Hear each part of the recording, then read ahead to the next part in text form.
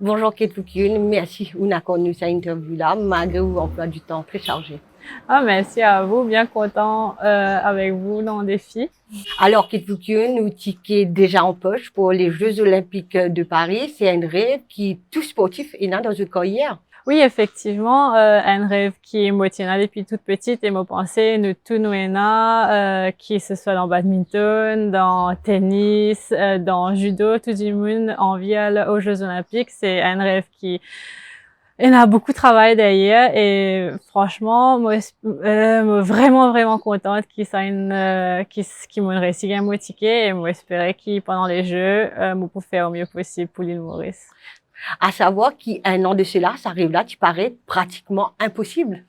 Oui, même pas juste impossible, mais moi pas, tu peux même penser à rêve là, parce qu'il y a un an de cela, moi tu peux reprendre badminton petit à petit, et moi pas, tu as un ranking mondial suffisamment haut, moi pas, tu dans les premiers africaines, donc moi pas, tu peux même penser qu'il moi tu peux capable de réatteindre sa rêve là, réel encore une fois pour gagner mon ticket pour aller aux Jeux Olympiques. Mais bien sûr, moi ne reprends confiance en moi, moi ne pensais c'est possible, moi ne pensais moi capable de faire et moi réussi et bien sûr c'était un an vraiment difficile avec beaucoup de hauts et beaucoup de bas, mais voilà à la fin impossible is nothing comme on dit et que moi réussi gagner un ticket là à la fin. Ça a prouvé qu'il y a une passion, puis une limite. Oui, non, c'est clair. Quand on a une passion, quand on a un but dans la vie, mon pensée, et qui nous fait tout pour réussir dans sa but-là, ben, nous capables. Le sport de haut niveau, ça nécessite un grand investissement, que ce soit au niveau personnel ou financier. Et qui ça impliqué au juste, hein, Kate Foukiun? Oui, bien sûr. Au niveau personnel, par exemple, nous besoin très disciplinés, nous besoin qu'on est tout le temps quand on besoin lever, quand on besoin entraîner, quand on besoin reposer, qui m'a un tournoi besoin aller, tout le temps sur la route, tout le temps fatigué des entraînements au repos, besoin pousser au maximum. Ça c'est personnel, mais aussi financièrement parce que les tournois coûtent très cher et parfois nous payons funding qui nous besoin. Souvent nous payons funding qui nous besoin, alors nous besoin beaucoup de bourses de nos propres poches pour réussir à atteindre le but bien sûr, parce que dans un an on fait une vingtaine de tournois à travers tout le monde entier. Ça c'est juste les tournois, il y en a aussi l'entraînement, il y en a aussi training camp, donc tout ça là c'est un gros investissement personnel et financier à la fois, oui. Kate nous connaît qui, en 2019, nous fait face à beaucoup de controverses qui nous disaient même effectuer au retrait de la scène de compétition et pendant un bon bout de temps. Pour vous, comment on gère sa situation-là? C'était une situation vraiment difficile. Moi pas pour que vous mentir, motive vraiment mal. Mais moi s'est reconverti moi. Moi fait un travail à plein temps. Moi fait un peu coaching à côté. Moi juste moi passe à autre chose. Me dire ok, sa période de moi la vie là est finie. Moi fait autre chose.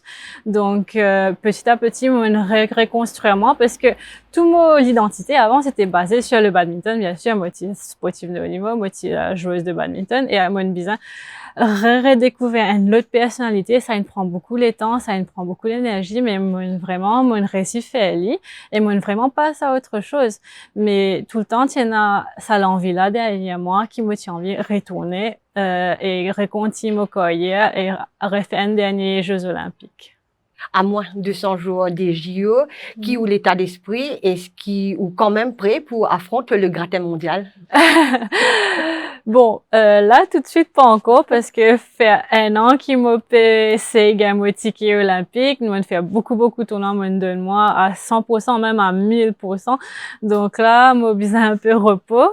Les JO, c'est encore dans 3 mois, en juillet. Donc, moi, paye à col moins un peu repos. Et après quelques semaines de repos, nous pourrons prendre au max à 100% pour attaquer, pour faire la préparation physique, tout mettre en place pour qu'ils me prêtent à attaquer les JO en fin juillet.